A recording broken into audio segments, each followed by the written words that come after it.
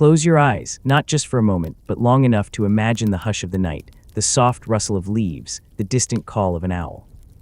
Somewhere beyond the waves, in the vastness of a forgotten ocean, lies a story almost too strange, too grand to believe. And yet it lingers, whispering across centuries, inviting you to listen, to drift, to wonder. This is Atlantis. You might be thinking, another ancient myth. Another lost city. But wait, imagine a civilization so magnificent, so alive, that its shadow stretches across time, even to your quiet room tonight. A city of gold, canals, mountains, and palaces that shimmered like sunlight caught in the water. And yet, as you settle under your blanket, remember this: the story is more than a legend. It is a mirror, a reflection of humanity itself. The tale begins with Solon, an old man, walking along the banks of the Nile. The sun hangs heavy in the sky. The river glistens, shimmering under the heat, carrying reflections of temples, boats, and memories long past. Solon is not here for sightseeing. He is here for stories. Stories older than Greece, older than the marble pillars in Athens, older than the cobblestones under your feet tonight. The Egyptian priests speak in low tones, deliberate, slow. Every word carries the weight of a civilization that has survived, though only in memory. They tell of a land called Atlantis, a kingdom of kings and temples, canals and riches, now vanished beneath the waves. Solon listens, heart pounding, pen trembling, realizing the magnitude of what he is hearing. 9,000 years, they say. 9,000 years ago, a mighty civilization lived and thrived, and then disappeared. He writes, he asks questions, he tries to capture every detail. The geography, the laws, the rulers, the canals, the mountains, the central temple of Poseidon. The priests speak of grandeur and pride, of devotion and hubris, and of the judgment that ultimately fell upon them. Solon carries this story home to Athens. Decades later, Plato picks it up. But he doesn't just copy what he reads, he imagines. He breathes life into every stone of the city, every street, every temple, every market. He imagines people walking, children playing, merchants shouting, priests chanting, kings deliberating, and yes, the first signs of greed creeping into their hearts. Tension building, the streets of Atlantis were said to be wide and orderly. The palaces shone with wealth unimaginable. And yet, Plato pauses, letting us feel the tension. There is beauty here. There is life, and yet hubris is quietly stirring. Pride, ambition, desire. Imagine walking those streets. Feel the warmth of the sun on your skin. Hear the laughter of children. Smell the fresh bread from the market, and then notice the subtle change. The merchants are whispering, the priests frown, the kings look uneasy. The first threads of decay begin to weave through the city. Plato does not rush. He knows the story is powerful enough to hold the reader in its grip. He describes the concentric rings of water, the rivers carrying life, the central temple gleaming in the sunlight, each line slow, deliberate, giving weight to the image. But then he shortens sentences, quickening the pace when describing human folly, when hinting at greed, when foreshadowing the inevitable. Emotional reflection, and there in the quiet night you feel the humanity of it. Atlantis is not just marble and gold. It is breath, it is heartbeat, it is ambition and fear intertwined. The priests' voices echoing through Solon to Plato are not just warnings, they are reflections, reminders that greatness is fragile, that hubris can topple even the mightiest. Plato whispers across centuries, watch, listen, learn, the city is magnificent, yes, but like all things it is temporary. And somewhere beneath the waves, hidden by time and tide, it waits as a memory, as a warning, as a story to drift into your mind tonight. Story detail, life of Atlantis. The citizens of Atlantis, as Plato writes, lived with precision and ritual. Markets were bustling with trade, silks, spices, metals that glinted like fire under the sun. Children ran through wide streets, laughter bouncing off temple walls. Scholars debated in courtyards shaded by olive trees, their discussions about law, justice, and morality spilling into the square. But the priest's warning is always there. The temptation of pride, of excess, of ambition. Plato notices it, lingers on it. He imagines a merchant counting gold, a king judging his rivals, a priest sighing as he watches greed take root. Every moment human, every moment real. Atlantis, in Plato's vision, was not just a city, it was a reflection of us, a civilization thriving, yet teetering on the edge. And as you listen tonight, under your blanket, in the quiet of your room, you feel the pulse of it. You feel the awe, you feel the tension. Now, imagine the wind rising. The sun fades behind thick clouds. The wide streets of Atlantis, once bustling with laughter, now seem quieter, as if the city itself holds its breath. You can almost hear it, the pulse of anticipation, the whisper of dread creeping into the air. And you feel it too, even here tonight in the stillness of your room. Plato lingers on these moments. He does not rush, he wants you to feel the tension building, to sense the first stirrings of catastrophe beneath the splendor. For Atlantis, for all its glory, is not safe, not from pride. Not from ambition, not from the slow, relentless push of fate. Life before the fall, the markets thrived. Merchants shouted, coins clinking, spices in the air, perfumes of far-off lands drifting through streets lined with shimmering stone. Children ran in circles, their laughter mingling with the murmur of philosophers debating law and morality. Priests moved quietly through courtyards, their chants a subtle reminder of balance and divine oversight. The kings of Atlantis, proud and powerful, walked through halls of marble, adorned with murals depicting victories, conquests, and divine blessings. Yet in the eyes of Plato's imagination, a shadow grows. The king's steps echo not just authority but hubris. Their judgments are firm, yes, but tinged with pride, ambition, a hunger for more. One merchant whispers to another, glancing nervously at the palace gates. The king is restless, the sea is restless too, they say. And it is true, the ocean beyond the pillars of Hercules churns, waves curling like fingers over the horizon, hinting at the force that will one day sweep across the city like a memory in reverse. Subtle signs of decay, Plato focuses on human imperfections. He lingers here, showing us that Atlantis was alive, vibrant, and breathtaking, and yet fragile. A scholar debates philosophy with vigor, but ignores the poor child outside the gate, begging for bread. A priest delivers blessings, but privately mourns the greed infiltrating the city.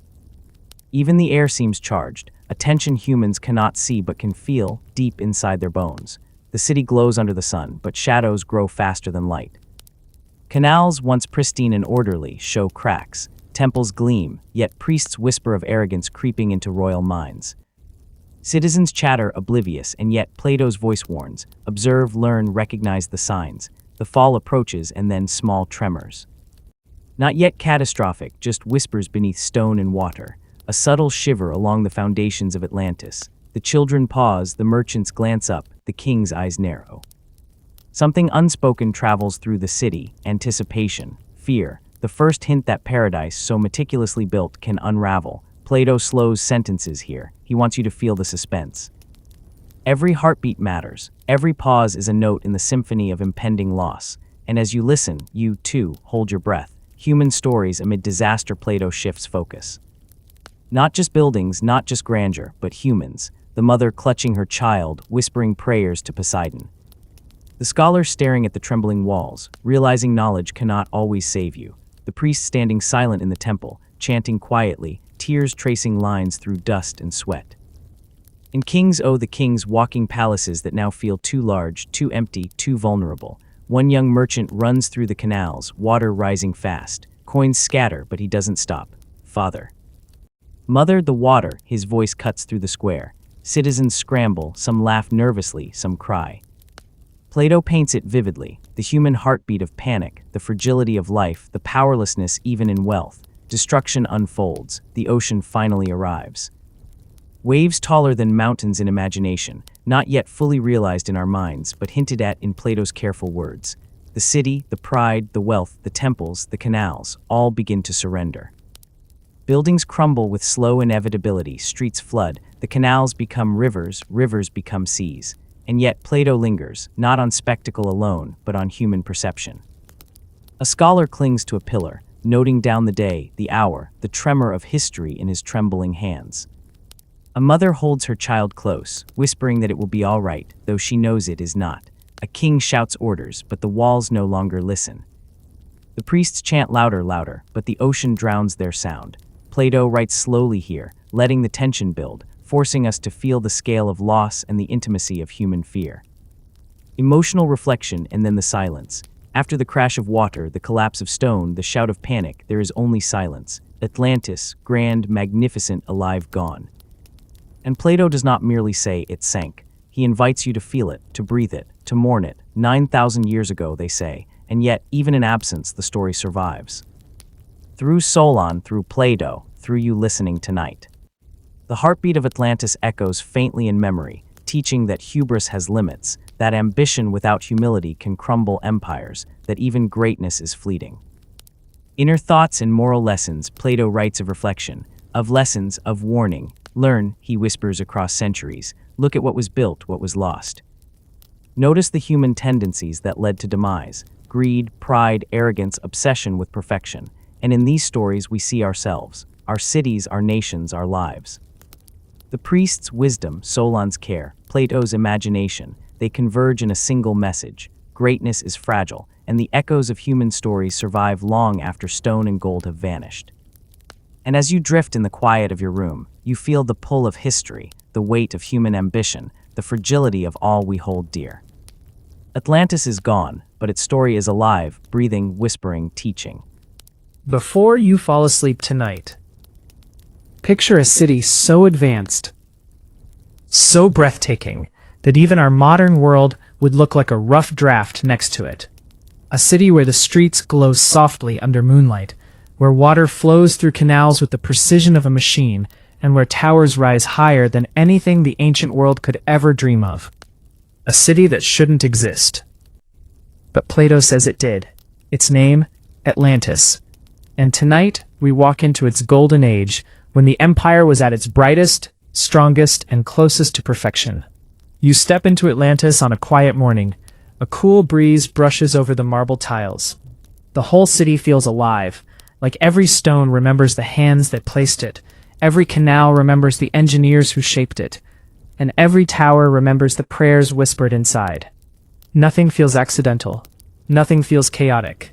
Everything is intentional. Slowly, their colorful awnings unfolding like flowers. Merchants smile, not with desperation, but pride. They know they live in the greatest civilization ever touched by human hands.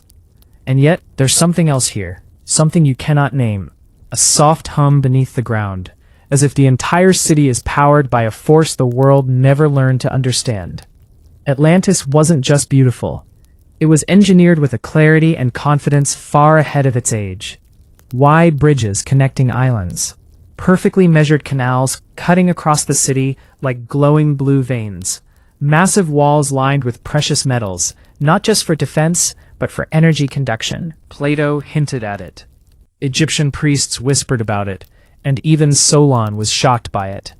The Atlanteans used a form of natural power long before electricity, steam, or oil. Some say it came from deep under the earth. Some say from the ocean. Some said it came from a stone gifted by the gods. But whatever it was, it worked. Lights, heat, mechanical tools, irrigation systems, water pumps, doors that opened smoothly with a single touch.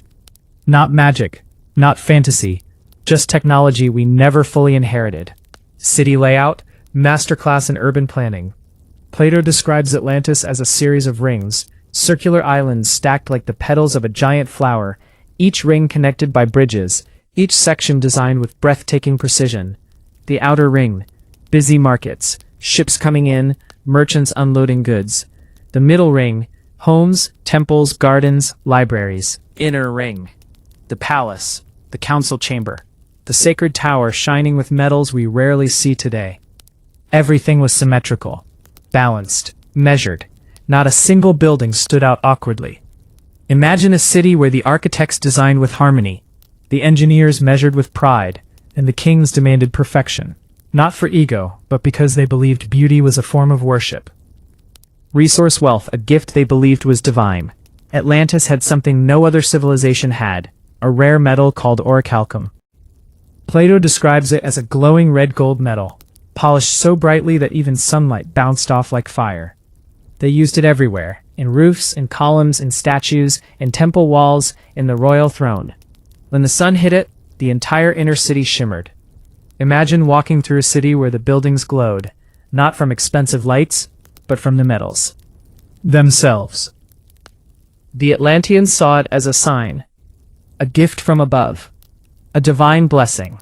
And with that blessing came unmatched wealth. Their ships carried gold, ivory, herbs, precious stones, exotic animals. Their fishermen caught what others only read about. Their farmers grew crops in soil enriched by volcanic minerals. It was a land that gave more than anyone asked for. And for a long time, they were grateful. Science, a civilization obsessed with learning. At the center of Atlantis stood a great library, a massive hall carved from white stone, decorated with golden engravings, protected by a ring of sacred water. Inside were scrolls on astronomy, medicine, mathematics, engineering, even early physics. The scholars here didn't just read, they experimented. They studied stars not for myth, but for measurement. They built models of the human body not for magic, but for science. They wrote laws with logic, precision, and fairness. Imagine a classroom where every student sees knowledge as a form of power. Not political power, but power over ignorance. And those scholars walked through the city like gentle giants, respected, listened to, honored. Atlantis wasn't great because it was lucky. Atlantis was great because its people valued knowledge. But the most fascinating thing, the one detail Plato leaves half-whispered, is the strange energy running through the city. Some say Atlantis tapped into geothermal heat beneath the ocean floor. Some believe they used crystals to store and amplify energy. And some claim a meteor had fallen near Atlantis thousands of years earlier, leaving behind a stone with unusual properties. Whatever the source, the effects were real. Aqueducts worked like modern water systems. Workshops used machines powered by unseen force. Huge metal gates opened without human strength. Light glowed in temples long after sunset. Towers hummed softly during night. And the people of Atlantis, they grew confident. Maybe too confident. They believed the world had chosen them, favored them, elevated them. And that belief, slowly, quietly, became pride. Civilization at its peak. At sunrise, the entire city glittered. Merchants arranged goods under colored awnings. Farmers guided carts through stone paths. Children ran across bridges laughing. Priests prayed near glowing fountains. Scholars carried scrolls like treasures. At night, the city didn't fall dark like other ancient civilizations. The Atlantean towers glowed faintly, canals shimmered under the moon, and the palace at the center radiated soft golden light. Imagine sitting on a balcony, overlooking rings of water and stone, hearing distant chants from the temple, feeling the soft hum of the city beneath you. Atlantis was not just alive, it was aware. Hidden cracks, very subtle foreshadowing. But beneath all this beauty, beneath the perfect rings and glowing metals and brilliant minds, a small crack was forming. Not in the buildings, not in the canals, but in the hearts of the people. Some felt the city no longer needed humility. Some believed knowledge had made them untouchable. Some whispered that Atlantis was destined to rule the world. Just a whisper. A seed. A quiet beginning. But the golden age, as bright as it was not eternal. Now imagine the night air warming slightly as you step deeper into the heart of Atlantis. The moon hangs low, brushing silver light across the rings of water. Everything feels calm, almost too calm, as if the entire civilization is taking one slow, proud breath together. But as you walk, you start noticing things. Tiny details most visitors would miss. A faint vibration under your feet. A soft glow rising from certain stones. And whispers, quiet, polite, almost rehearsed, about the power the city guards. The Atlanteans rarely said the word aloud, but they believed it defined them, separated them, raised them above all other nations. Tonight we walk closer to that secret. Sacred engineering, the heart of the city. At the very center stands a massive tower. Not the temple of the sea god, not the palace, but the energy hall. An enormous structure built long before the kings. Of the Golden Age. Some say the design came from divine inspiration. Some say it came from outer knowledge. Plato never fully explained its origin, but he wrote enough to suggest it was unlike anything else in the ancient world. The doors are carved from stones so polished they almost reflect the stars. But they open silently, without ropes, without wheels, without guards straining to push. Inside, the air hums. Not aggressive. just a steady, rhythmic vibration, like a heartbeat that does not belong to a living thing. Columns rise like pillars of frozen lightning. Metal lines run through the floor like veins. Pools of water circle around a central stone, a stone glowing faintly, pulsing every few seconds. This is the gift stone. Some Atlanteans believed it came from the heavens. Some believed their ancestors discovered it deep beneath the sea. No one truly knew, but everyone felt its presence. The stone powered canals, heating systems, gates, and machines. Its pulse traveled through metal channels built beneath the entire city. Some citizens slept better because of it. Some felt uneasy, but all accepted it. Machines that shouldn't exist in the ancient world. Walk deeper. Listen. A soft grinding sound echoes from a nearby chamber. Not rough, not clumsy. Precise.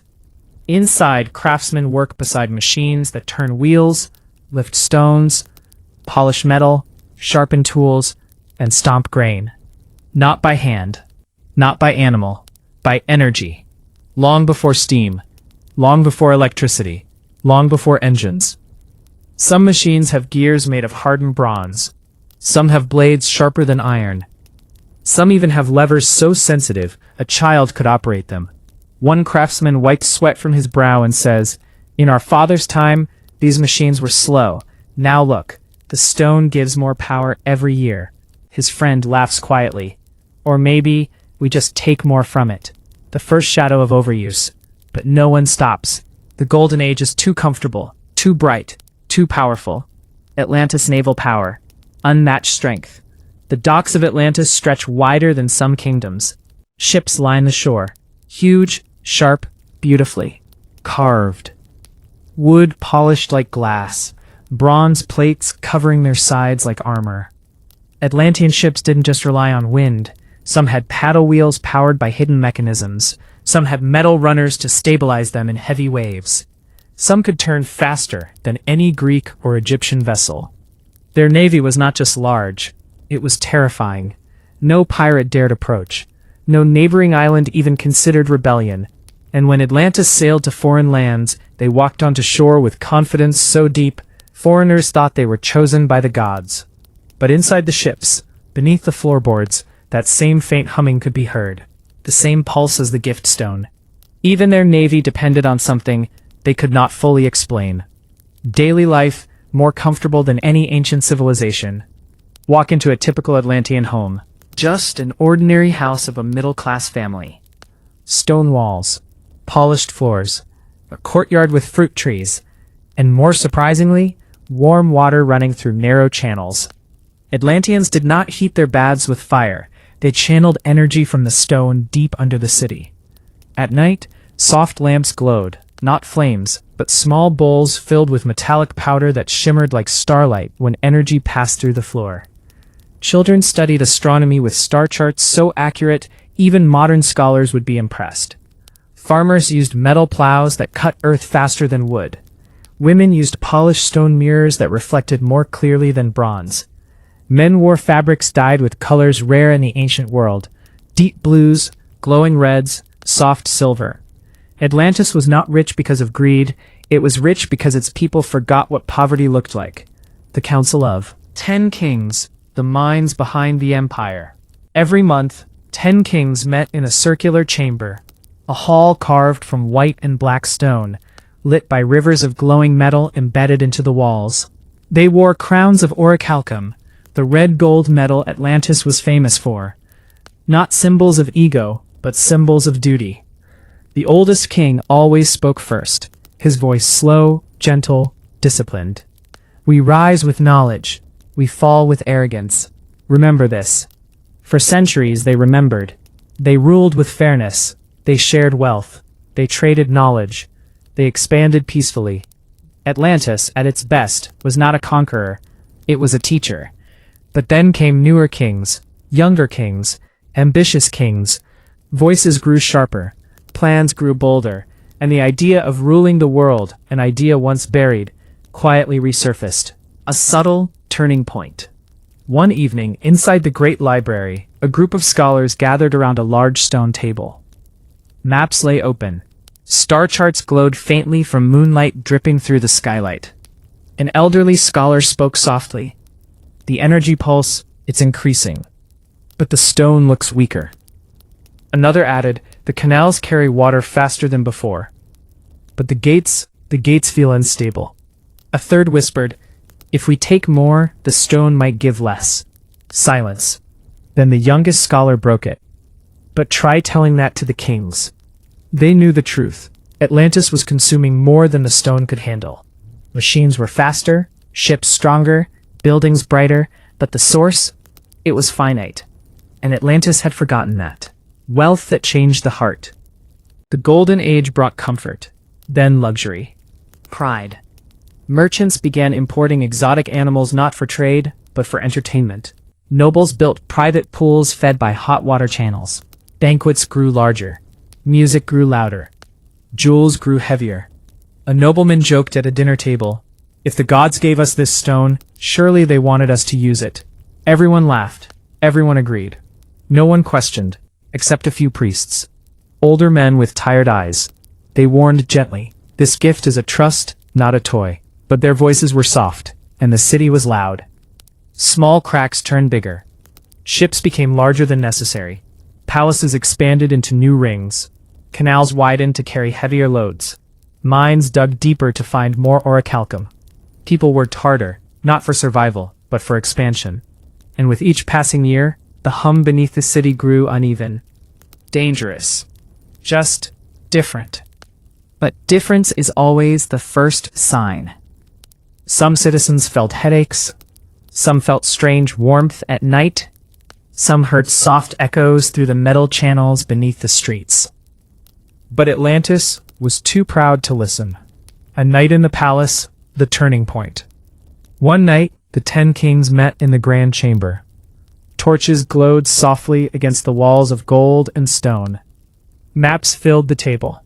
Maps not of Atlantis, but of lands far beyond. One king tapped a region across the sea. We could take this land in one season, he said. Our ships are unmatched, our machines unstoppable. Another king agreed. It is our destiny.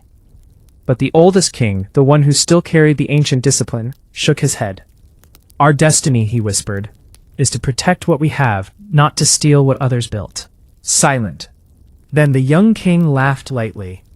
Respectfully, your time has passed. And in that moment, something in the heart of Atlantis shifted. Not a collapse, just a tilt. A small change in direction, but enough to alter the future. It began on a night so peaceful that no one, absolutely no one, could imagine they were living their final hours. The moon hung low above Atlantis, casting soft silver reflections across the quiet rings of water. Children were asleep. Merchants were counting their gold. Priests were whispering their final prayers before rest.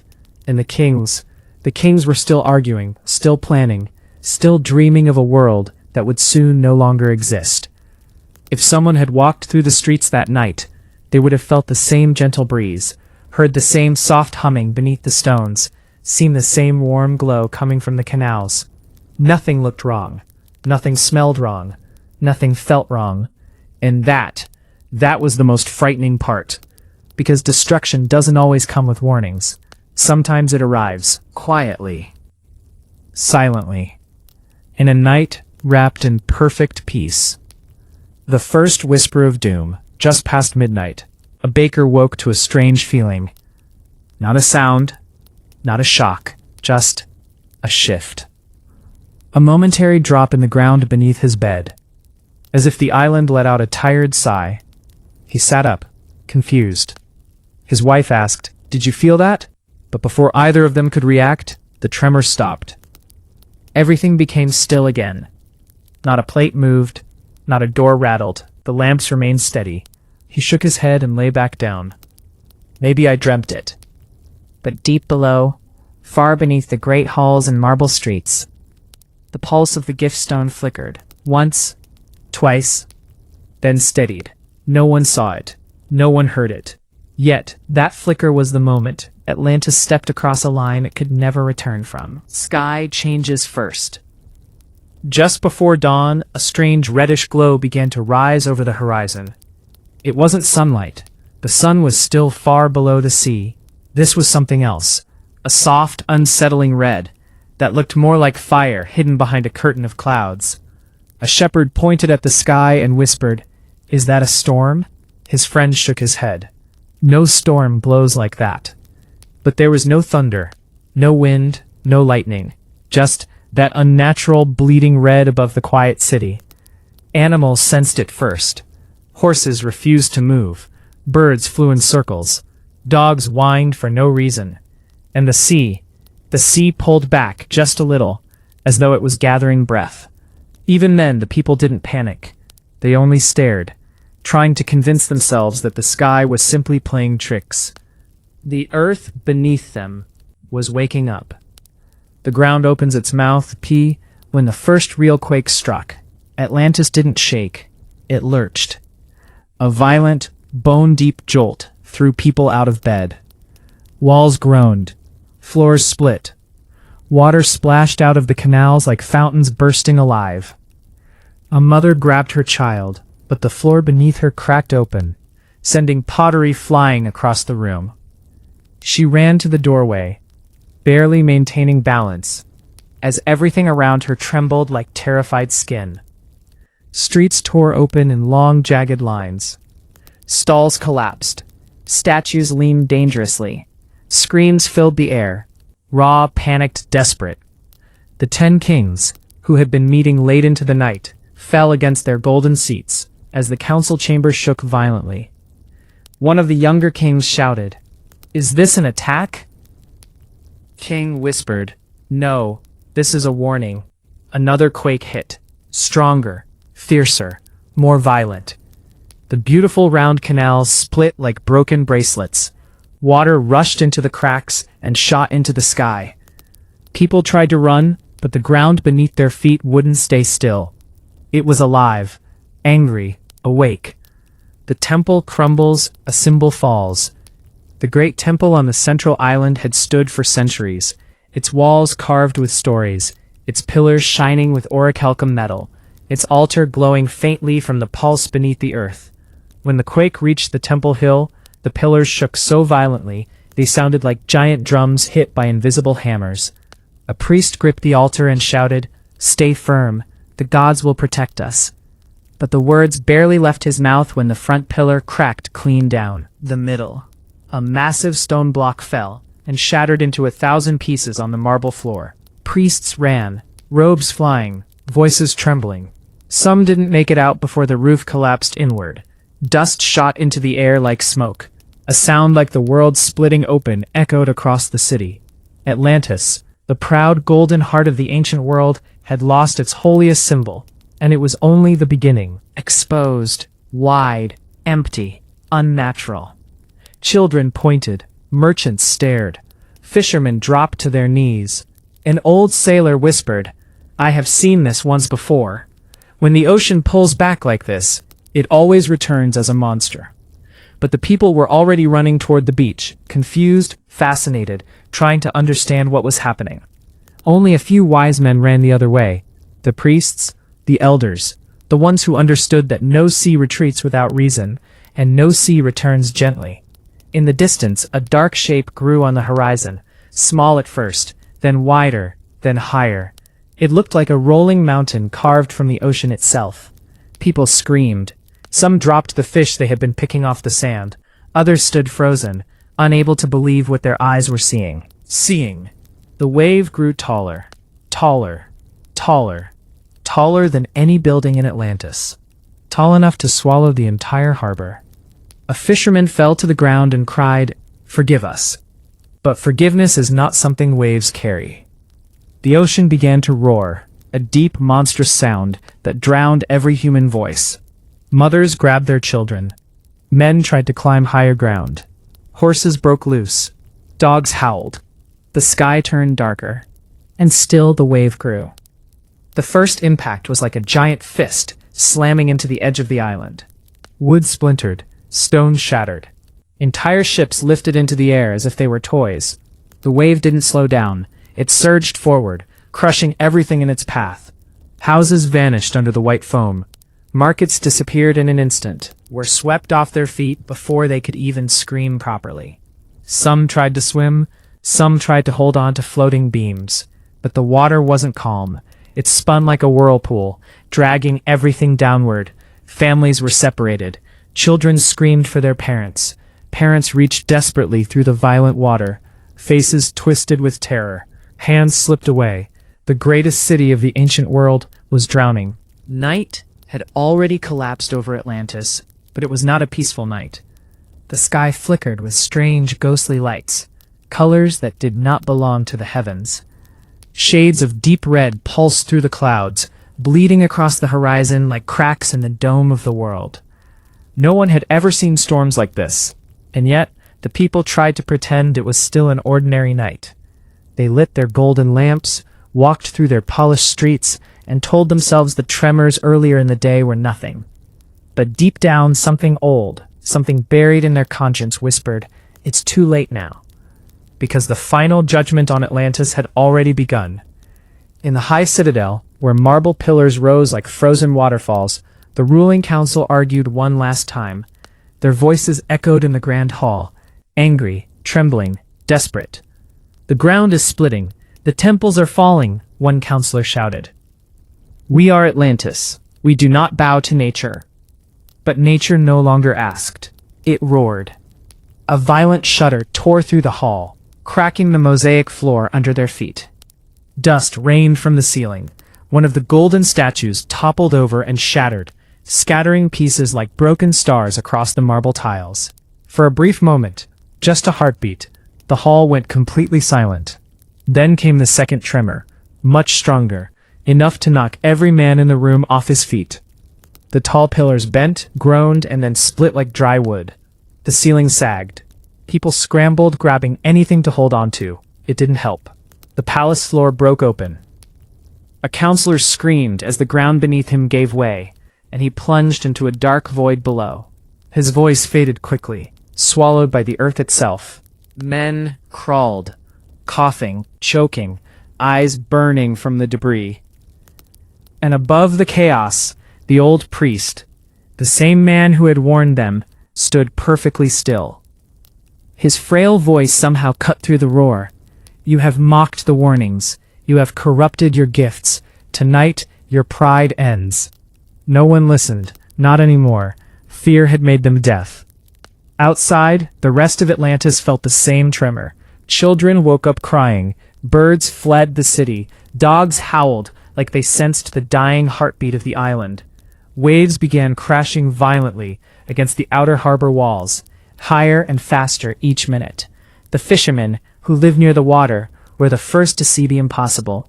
The sea, usually calm and blue, was pulling away from the shore. Not slowly, rapidly. The water receded so far that the seabed lay exposed, like a giant breathing wound. Fish flopped helplessly on the bare sand. Wooden boats toppled sideways. People watched in stunned confusion. One fisherman whispered, This is not right." Another stepped forward and shouted, "Run from the shore! Run!" But the warning came too late.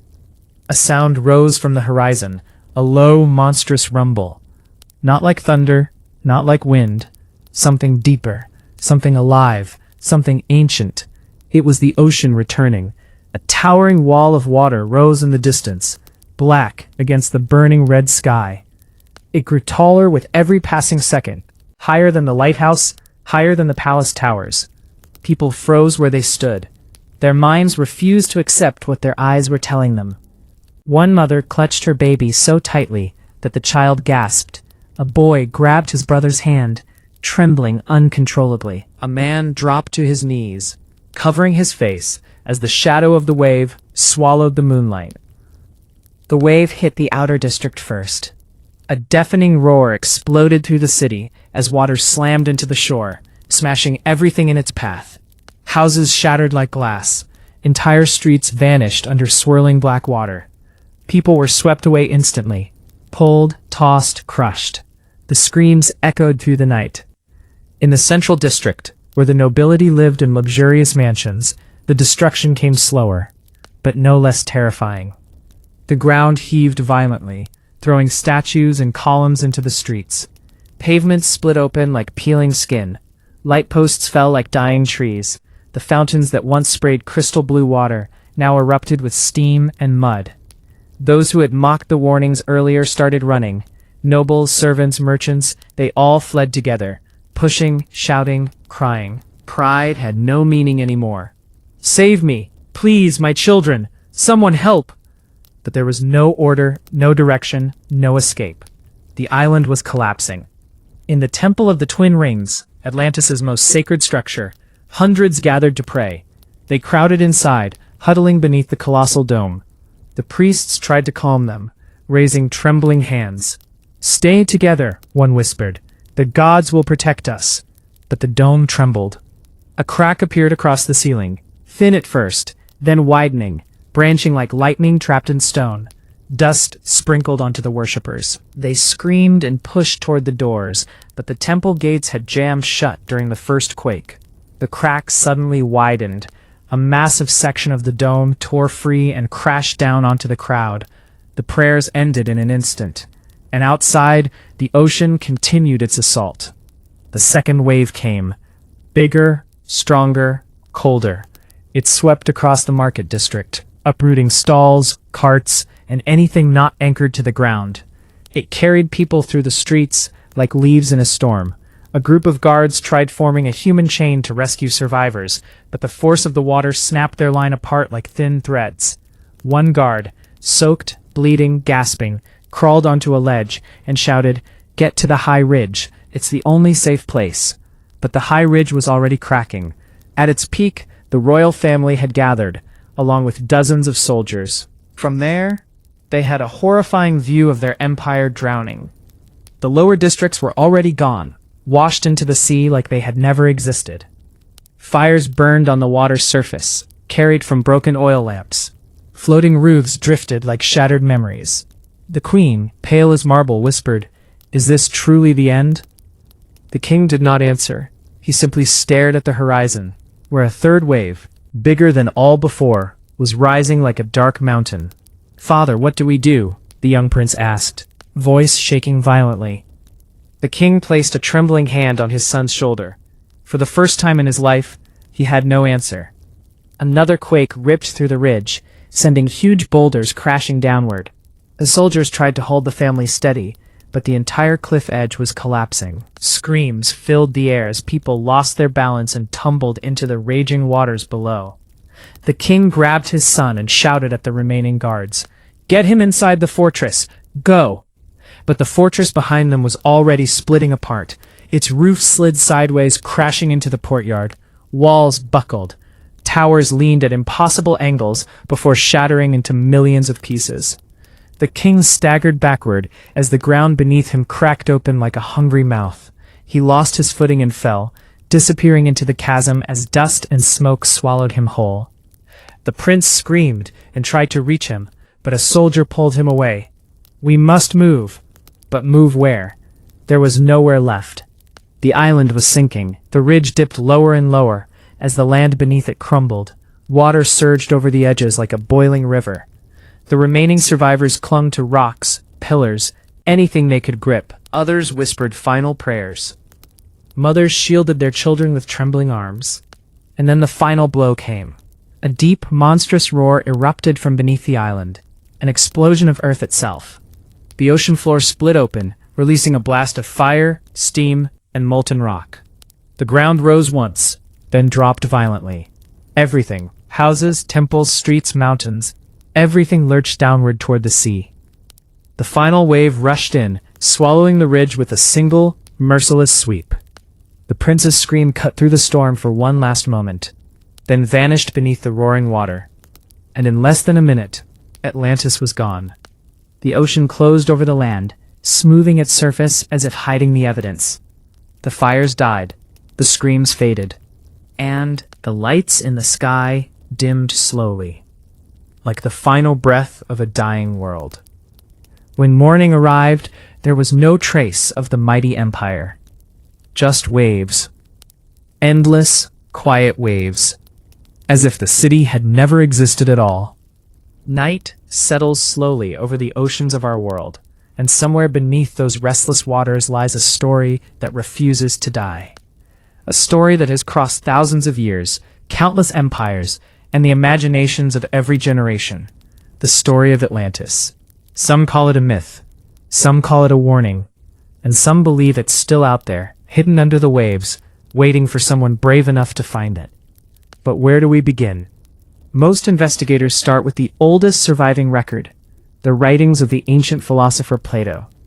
His dialogues Timaeus and Critias planted the seed. But modern explorers, scientists, divers, conspiracy theorists have taken this seed and stretched it across the entire planet. Everyone has a theory, everyone has a map, and everyone insists they are right. So tonight we step into their world, into the search for a city that may or may not have ever existed. The modern search begins. Imagine a room filled with maps. Old parchment maps, crisp digital maps, satellite scans, sonar prints, stacked across tables, pinned to walls, glowing on screens. This is the environment of most Atlantis researchers. Every dot on every map has a story. Every contour line, every undersea ridge, every strange formation is a potential clue.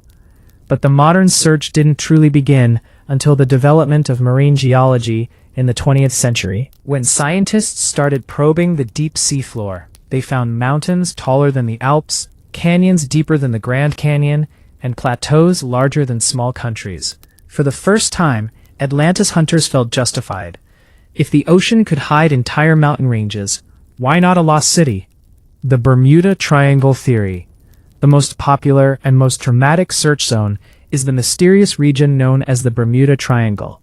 Planes disappearing, ships vanishing, compasses spinning out of control, massive electromagnetic anomalies. For conspiracy theorists, all signs pointed to one thing: Atlantis energy. Books in the 1960s and 70s added fuel to the fire. Authors wrote with absolute confidence that deep beneath the triangle lay the ruins of the world's most advanced civilization. They claimed that Atlantis had once wielded a strange energy, something cleaner and more powerful than electricity, something that still pulses faintly beneath the waves, disrupting ships and aircraft. Of course, mainstream scientists disagreed. They said it was just storms, methane hydrates, human error. But divers kept going. Hollywood kept filming. And believers kept believing. Even today, underwater drones occasionally capture strange geometric shapes in the sandy seabed. Shapes that look like ruins. Perfect right angles. Symmetrical depressions. Massive rectangular blocks. Are they natural rock formations? Or the ghostly fingerprints of Atlantis? No one knows. But the triangle keeps its secrets close. The Azores Theory.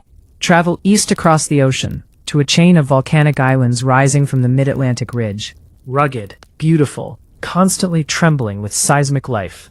Some researchers believe these islands are the final surviving peaks of ancient Atlantis. Why? Because of the geology. The mid-Atlantic ridge is quite literally the place where continents tear apart.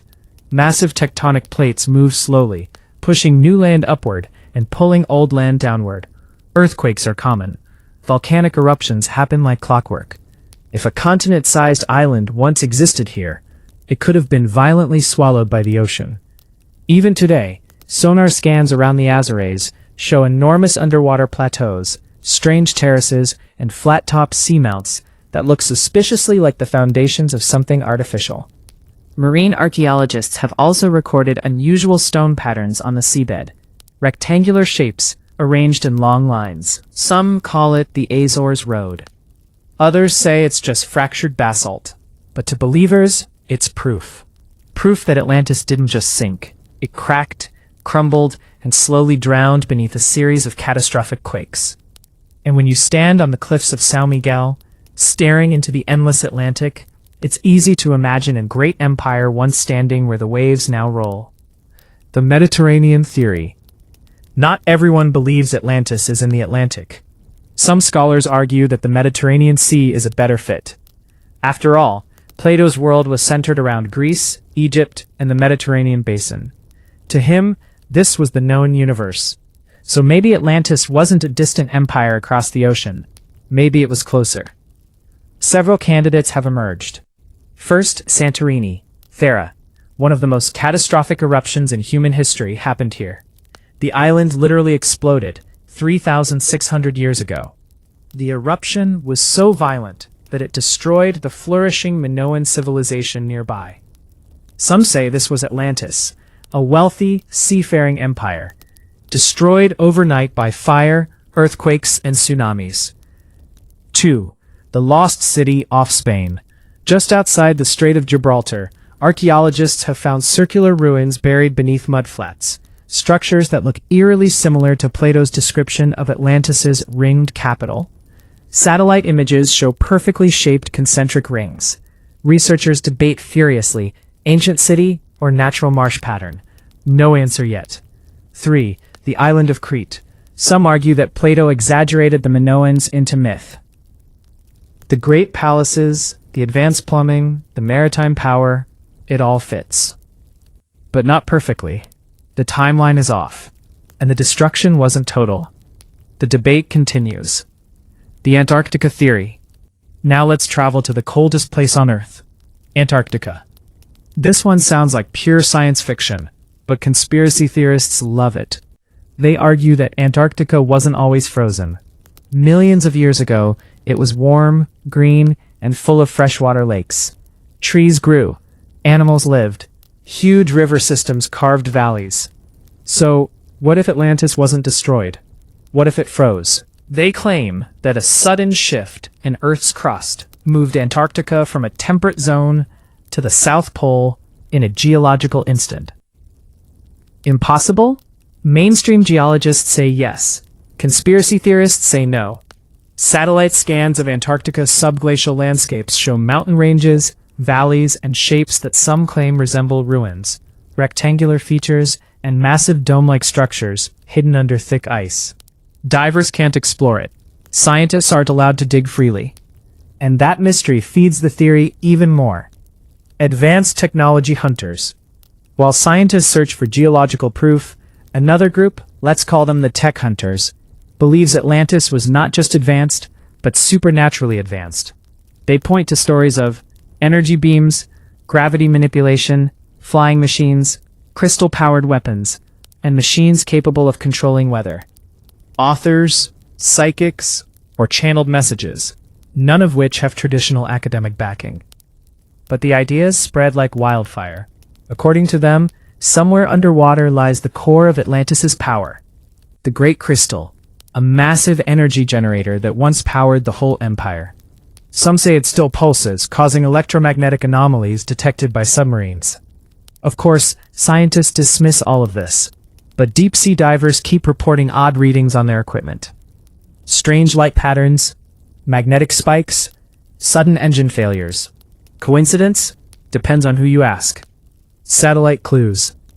In the last decade, satellite technology has become powerful enough to map the ocean floor in incredible detail. And this has produced some of the most fascinating clues. One particular discovery caused global excitement. A massive grid-like pattern, nearly 10 miles across, off the coast of northwestern Africa.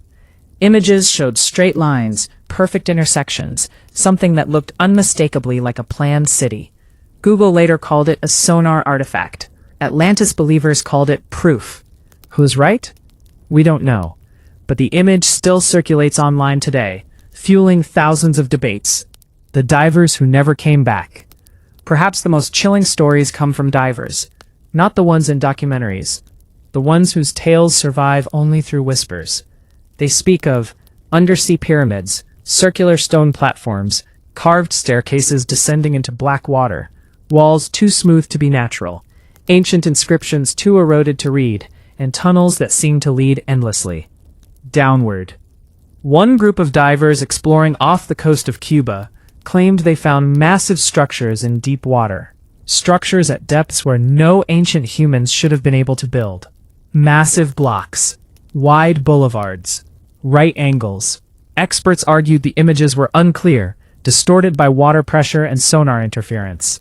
But the divers disagreed, and one of them never returned from a follow-up expedition. Rumors swirl around that incident. Some say equipment malfunction, others say the currents were too strong. But conspiracy theorists whisper something darker. He found something he wasn't supposed to. No one knows the truth. The scientists who refuse to give up. Despite mockery and academic pressure, a small number of scientists continue the search seriously. Geologists, oceanographers, archaeologists, satellite analysts, they believe that myths often contain grains of truth. Not magic, not flying machines, not superpowers, but real history, exaggerated through time. They argue, civilizations have risen and fallen faster than we often realize. Massive floods and tsunamis have wiped out entire coastal cultures. Oral traditions can preserve memories of disasters for thousands of years, and Plato might have described a real event, distorted by retelling. Their approach is simple. Strip away the fantasy and look for the history beneath. And they found some incredible things. A submerged city near India, older than the pyramids. A massive undersea wall in Japan. Entire Bronze Age towns drowned off the coast of Greece. If these existed, why not Atlantis? The truth no one wants to say out loud. Humans want Atlantis to be real. We want to believe an advanced civilization rose before all others. We want to believe the world once held secrets we have forgotten. We want to believe in a golden age lost to time, swallowed by pride and punishment. Atlantis is not just a lost city. It is a mirror, a reflection of what we fear we might become and what we dream we could be. Some search for it to find history, some to find wonder, some to prove the ancients were smarter than we think, others to warn the modern world. Power without morality leads only to destruction. And whether Atlantis was real or not, that message remains. Final moments of the search. Tonight, as satellites scan, submarines dive, and theorists argue endlessly online, the ocean still keeps its secrets. Maybe Atlantis lies beneath the Atlantic Ocean, shattered and silent. Maybe it rests under the ice of Antarctica, frozen in timeless sleep. Maybe it hides in the Mediterranean, buried under layers of volcanic ash. Or maybe it never existed at all. But here's the strange thing. The search never stops. As long as humans dream, as long as curiosity survives, as long as the ocean whispers in the dark, someone somewhere will always be looking for Atlantis. And maybe, just maybe, that's the real secret. Atlantis is not a place. It's a question.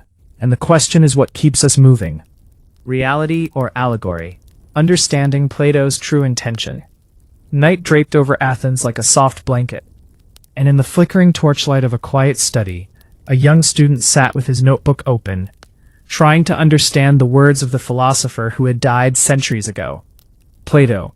His teacher's voice echoed in his memory. Plato wrote not just to record events, but to awaken the mind. It was easy to imagine Plato himself in that very city, walking the stone streets, sandals scraping against the marble steps of the academy. He had seen empires rise and fall. He had watched men who believed themselves gods, only to be humbled by fate. And he wanted to teach something deeper than geography or politics. Atlantis. A city described with golden towers, concentric rings, and unimaginable wealth. A civilization advanced beyond its time. Yet, despite the beauty of the narrative, Plato had placed it at a distance. A land lost beyond the Pillars of Hercules. A place almost impossible to reach. And that was the first clue. Because Plato was not writing a travelogue. He was telling a story meant to linger in the mind, to challenge the soul. The student scribbled in the notebook, imagining the citizens of Atlantis. Proud, ambitious, gifted. They had mastered arts, science, and architecture. Yet they had failed in morality. They had turned their gifts into arrogance. And according to Plato, that arrogance led to their downfall. The story of Atlantis was terrifying, yes. But more than that, it was reflective. A mirror held up to humanity. Plato did not provide coordinates on a map. He provided a moral compass. The night deepened, and the student's thoughts drifted further into the narrative. He could see the Atlanteans walking their golden streets, admiring their own reflections in polished stone. He could hear the hum of machines that seemed impossibly advanced for their era, the bustling energy of a civilization at its peak. But he could also hear the whispers of priests, warning of hubris.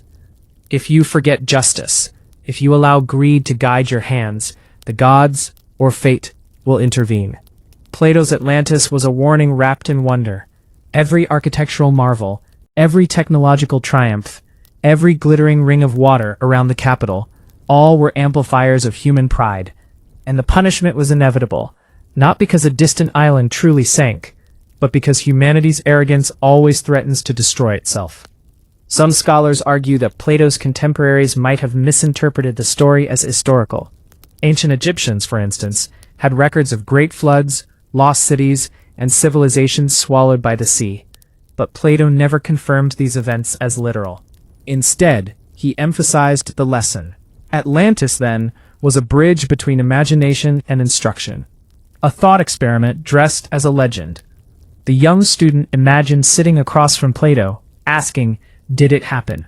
And Plato would probably smile softly and answer, "The real question is, can it happen again?" The story shifts easily between reality and allegory.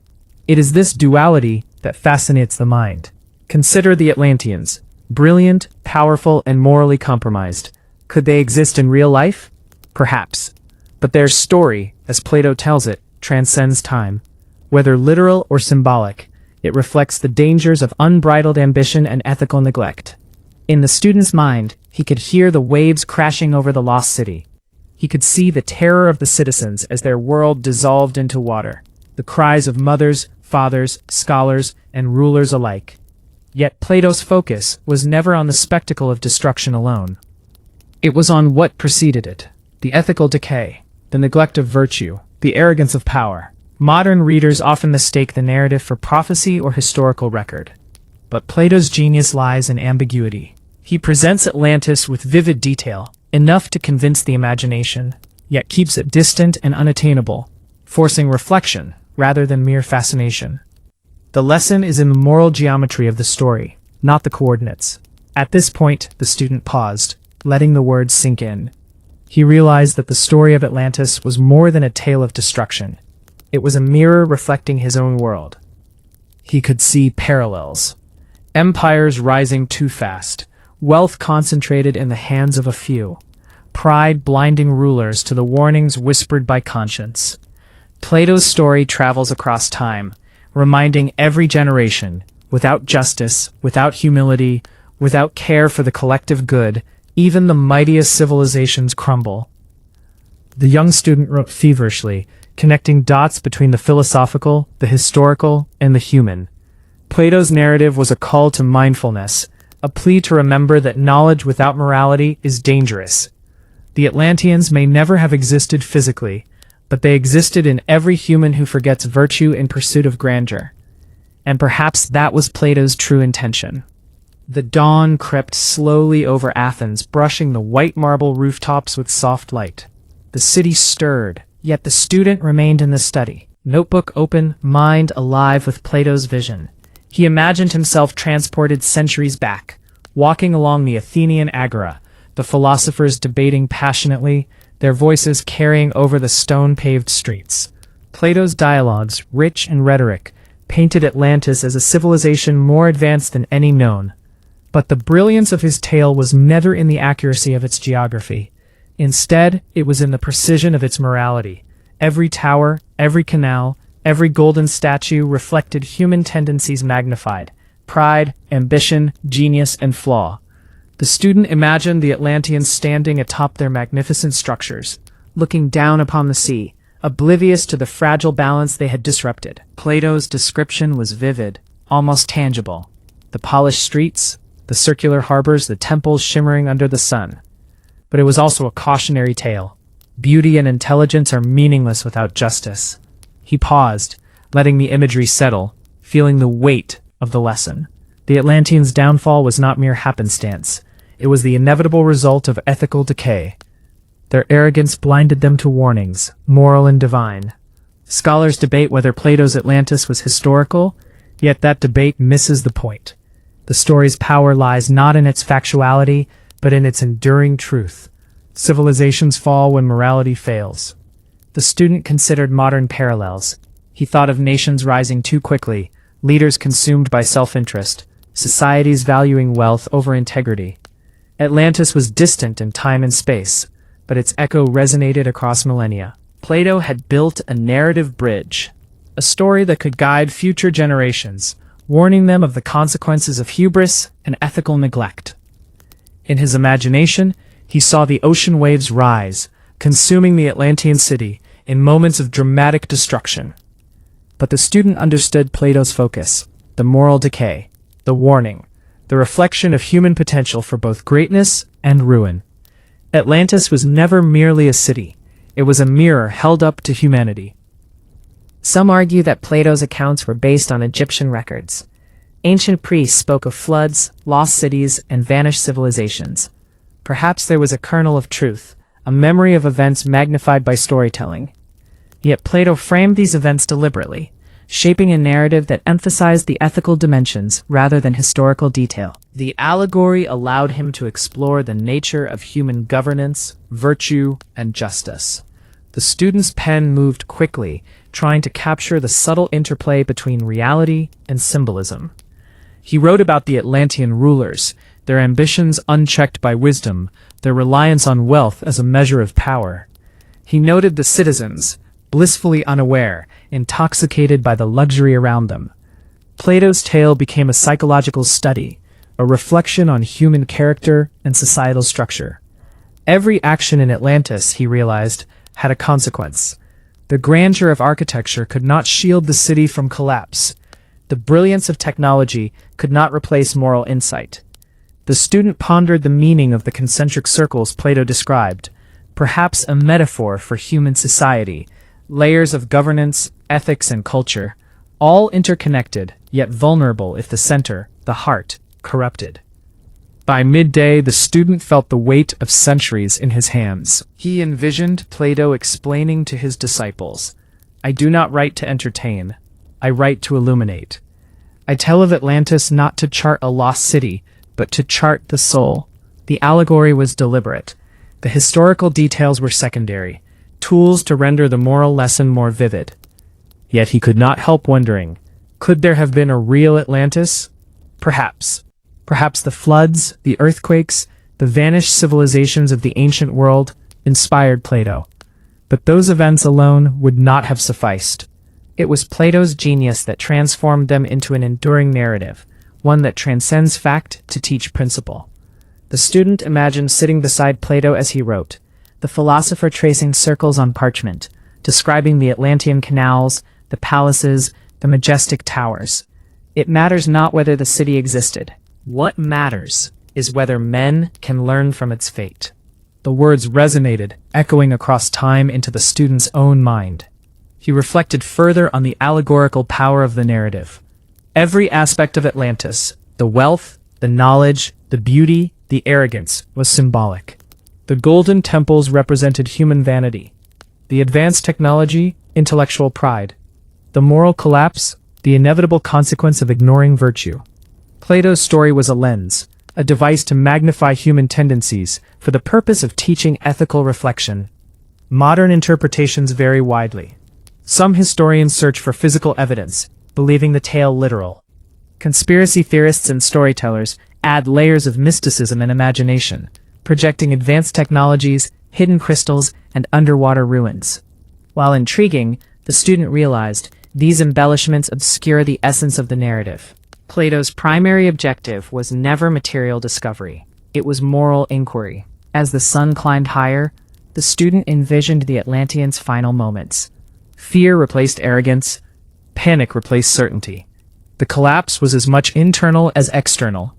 Plato emphasized that societal decay begins in the heart, spreads to governance, and ultimately manifests in catastrophe. Atlantis, real or symbolic, embodied this trajectory.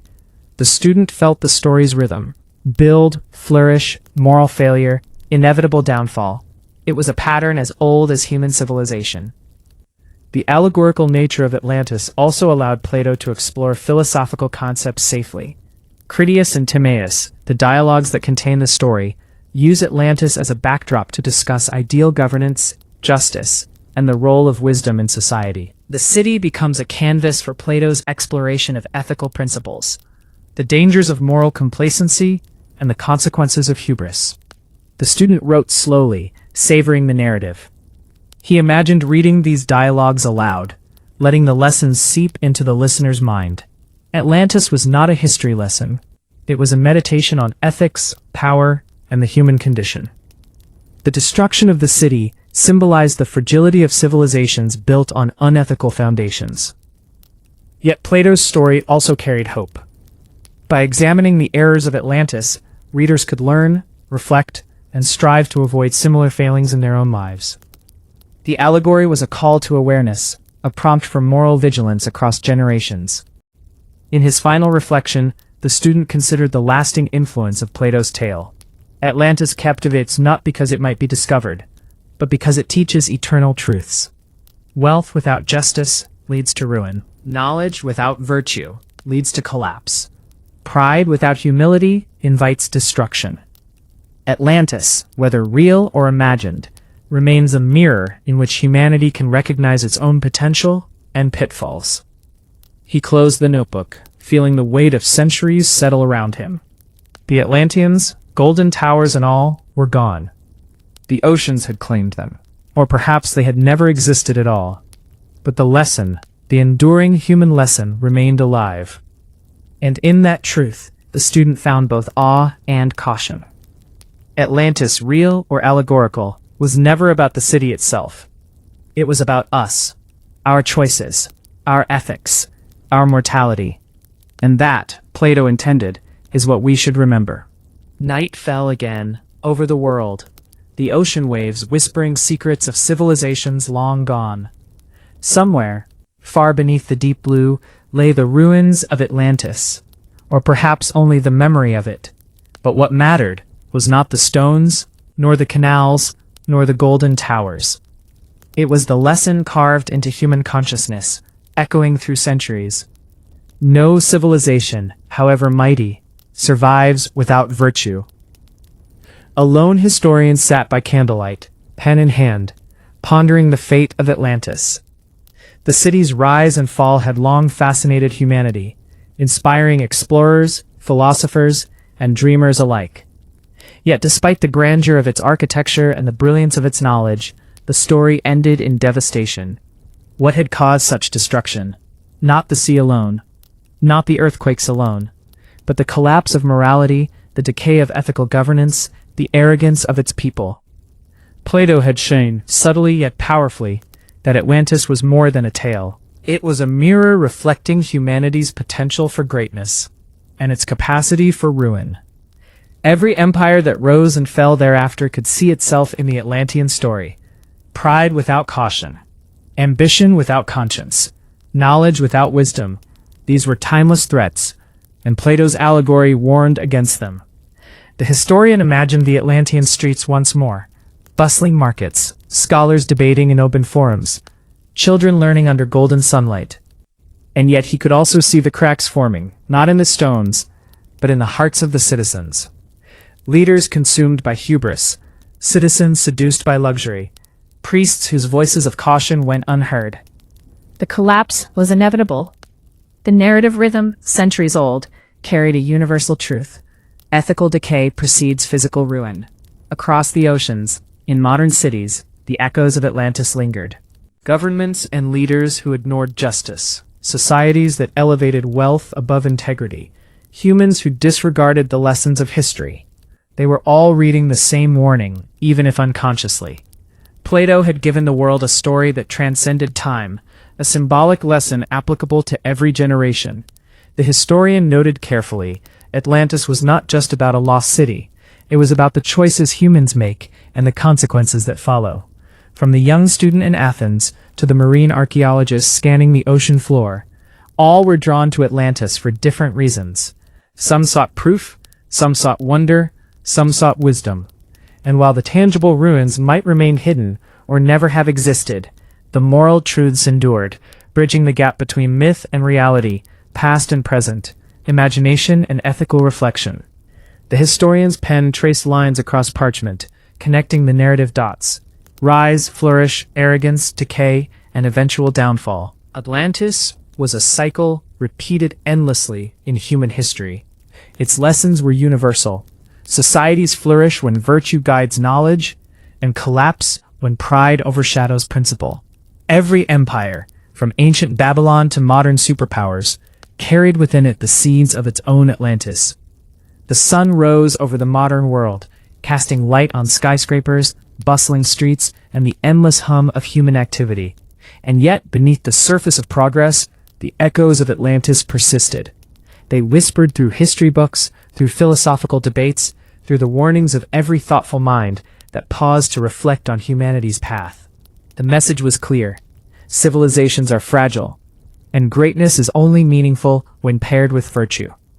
The historian imagined the Atlantean leaders once more, kings and queens whose eyes gleamed with ambition, generals plotting conquests, scholars devoted to knowledge, yet blind to the moral compass that should have guided them. Plato's tale was not about condemning ingenuity or ambition. It was about understanding the balance between power and responsibility. Knowledge without conscience, wealth without justice, and progress without ethics. These were the true causes of collapse. Across time, Plato's allegory became a mirror for every society that rose too fast, expanded too ambitiously, or neglected the human values that sustained civilizations. The lesson of Atlantis was not merely historical. It was psychological, ethical, and deeply human. The rise of empires and the fall of nations, the greed of rulers, and the complacency of citizens, all reflected the same pattern Plato had illuminated. Moral decay precedes destruction. The ocean waves lapped quietly against the imagined ruins of Atlantis, reminding the world that even the mightiest cities could vanish overnight. And yet in the stillness, there was also hope. Plato's story was not only a cautionary tale, but a guide for reflection. By examining the mistakes of Atlantis, humanity could learn to navigate its own challenges, to recognize the seductive dangers of pride, and to cultivate virtues that endure across centuries. The historian envisioned a classroom, centuries in the future, where students read Plato's dialogues aloud. They listened to the story of Atlantis, not as an archaeological mystery, but as a moral compass. Teachers emphasized ethics, humility, and responsibility, alongside mathematics, science, and philosophy. In this way, Plato's city lived on, not in ruins beneath the sea, but in the conscience of every thoughtful human being. Even in the quietest corners of the world, in libraries, studies, and minds seeking wisdom, Atlantis remained alive. Its towers and canals might be lost, but its message endured. Greatness is fleeting without justice, knowledge is dangerous without ethics, and civilizations are sustained not merely by wealth or technology, but by the moral choices of their people. The narrative of Atlantis also encouraged philosophical inquiry. Scholars debated endlessly. Was Atlantis historical or purely allegorical? Was Plato warning against a specific society or providing a universal framework for understanding human behavior? The student reflected that the beauty of the story lay precisely in its ambiguity. It was adaptable, timeless, and infinitely instructive. Reality and allegory intertwined seamlessly, making the story resonate across cultures, continents, and eras. Plato's genius, the historian thought, was in making the story simultaneously entertaining and instructive. The dazzling descriptions of Atlantean marvels captured the imagination, while the moral lessons captured the conscience. A society could marvel at golden towers and advanced technologies, but the ultimate question Plato posed was simple yet profound. Are we living justly? Are we humble in our power? Are we ethical in our pursuits? The historian paused, picturing modern humanity facing the same choices as Atlantis. Rapid technological advancement, unprecedented wealth, global influence, yet ever-present moral dilemmas. The story of Atlantis reminded them, knowledge alone does not prevent collapse. Ethics must guide ambition. Pride, when left unchecked, sows the seeds of downfall. He reflected further on the enduring appeal of Atlantis. It was more than a story. It was a living lesson. Leaders, innovators, philosophers, and citizens alike could draw wisdom from the narrative. The cycles of rise and fall, of prosperity and collapse, repeated endlessly. The tale of Atlantis was, in essence, a tool for self-reflection, a mirror in which humanity could recognize both its potential and its vulnerabilities. As the historian wrote the final words in his notebook, he felt a profound sense of continuity. Atlantis was gone, yet its echoes persisted, shaping thought, inspiring vigilance, and offering guidance across millennia. Plato's story was not just a myth, it was a moral framework. Every reader, every student, every scholar was called upon to internalize its lessons, to prevent hubris, and to sustain ethical progress. In the quiet that followed, he realized the ultimate truth of the Atlantis narrative. It was eternal, not because of the city itself, but because of the human conscience it awakened. Every civilization could see itself mirrored in Atlantis. Its beauty, its ambition, its ethical vulnerabilities, and its potential for greatness tempered by virtue. Atlantis, the historian concluded, remains a testament not to the past, but to the possibilities of the future. Its golden towers may have vanished beneath the waves, but the lessons it imparted endure forever. Pursue wisdom, practice humility, uphold justice, and remember that the true measure of a civilization is not its wealth, but its morality. And with that reflection, the historian closed his notebook, feeling a quiet awe. Atlantis had transcended myth and history. It had become a living guide, a moral compass for humanity, and a reminder that while civilizations may rise and fall, the lessons of virtue and ethics remain eternal.